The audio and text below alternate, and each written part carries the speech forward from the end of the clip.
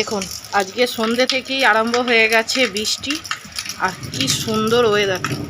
ওই দেখুন মেঘও ডাকছে, বুঝতে পারছেন কীরকম বৃষ্টি পড়ছে। আর মাঝে মাঝে বিদ্যুৎও চমকাচ্ছে। Very good evening.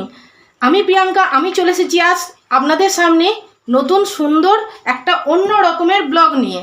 আর আজকে সন্ধ্যে থেকে ভালো রকম বাইরে বৃষ্টি পড়ছে।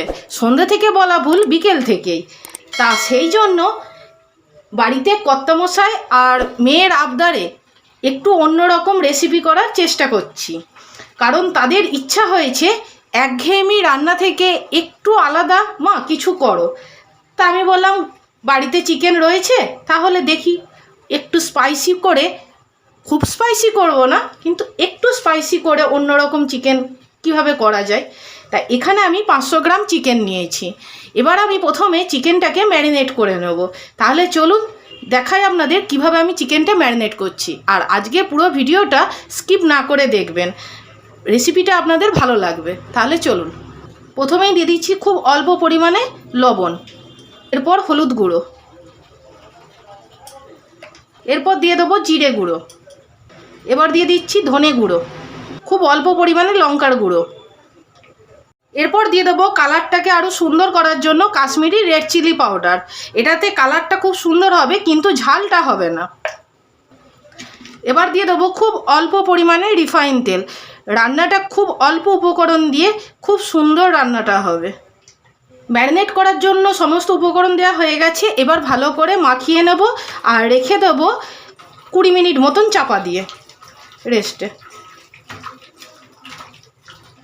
এবার চলুন একটা মশলার পেস্ট বানিয়ে নিই। একটা মিক্সিং বোল নিয়েছি আর তার মধ্যে দিয়ে দিচ্ছি একটা মাঝারি সাইজের পেঁয়াজ, আদা আর হচ্ছে রসুন। চলুন দেখুন একটা স্মুথ পেস্ট বানিয়ে নিয়েছি। প্রথমে আমি গ্যাসটা জ্বালিয়ে দিলাম আর কড়াইটা বসিয়ে দিলাম। কড়াইটা ভালো রকম গরম হয়ে গেছে। এবার আমি দিয়ে দিচ্ছি সয়াবিন তেল। আজকে পুরো রান্নাটাই কিন্তু আমি সয়াবিন তেলে করব। এবার আমি আপনাদের বলি, আজকে রান্নাটা আমি করব চিকেন দো পেঁয়াজা। তার জন্য দেখুন অনেকটা পরিমাণে আমি পেঁয়াজ নিয়ে নিয়েছি।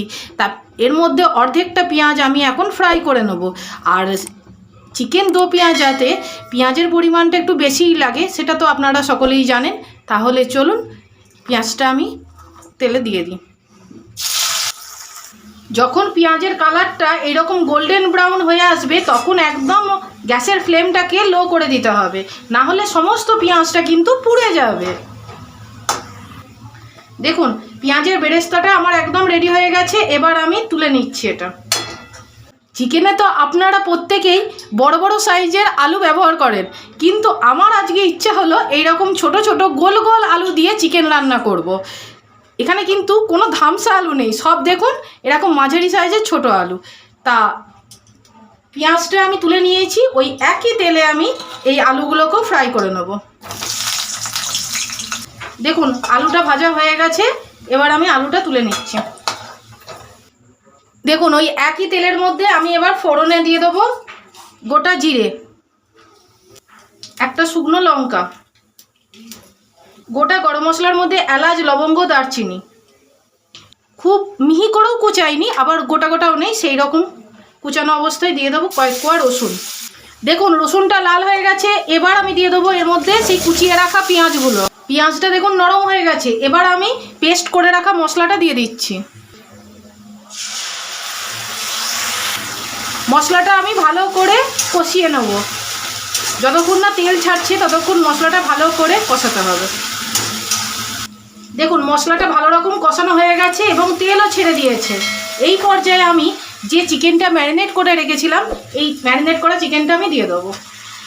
আর এর মধ্যে দিয়ে দেবো এই দেখুন 2খানা টমেটো আমি মিডিয়াম সাইজের কেটে রেখেছি, সেটা দিয়ে দেবো। ওমা এটা কি রান্না করছো?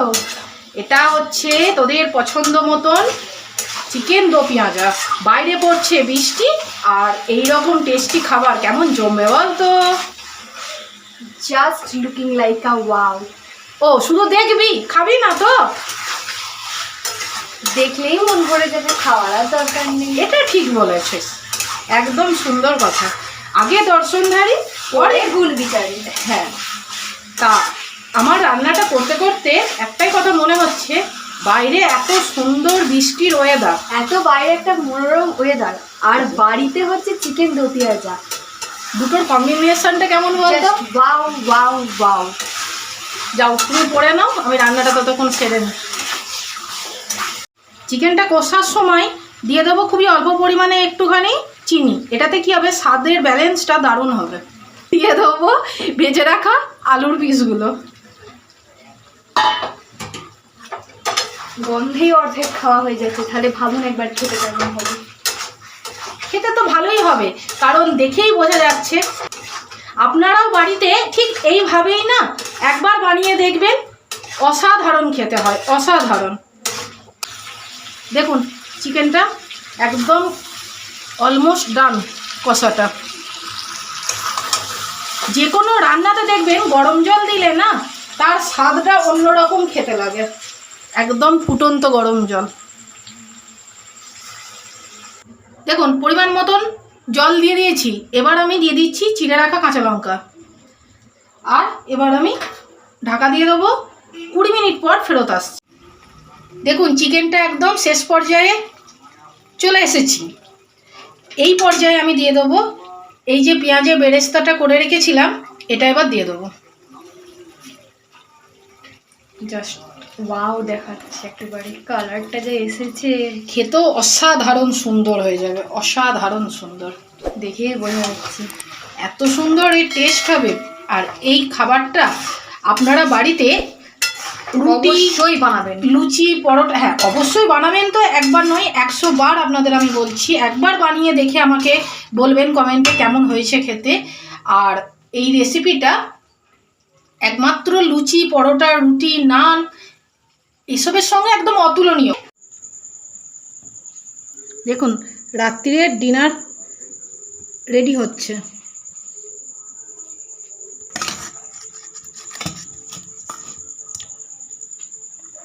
মেয়ের আবদারে পরোটা, চিকেন দো পেঁয়াজা সমস্তটা একদম রেডি। বৃষ্টির ওয়েদার আর সাথে চিকেন দো পেঁয়াজা আর পরোটা, জাস্ট মাইন্ড ব্লোয়িং কম্বিনেশন। খেয়ে দেখো, দেখে আমাকে বলো খেতে কেমন হয়েছে। পরোটাটা কেমন নরম হয়েছে, একদম মোলায়েম, একদম এরকম হাত দিয়ে টানলেই ছিঁড়ে যাচ্ছে। নাও।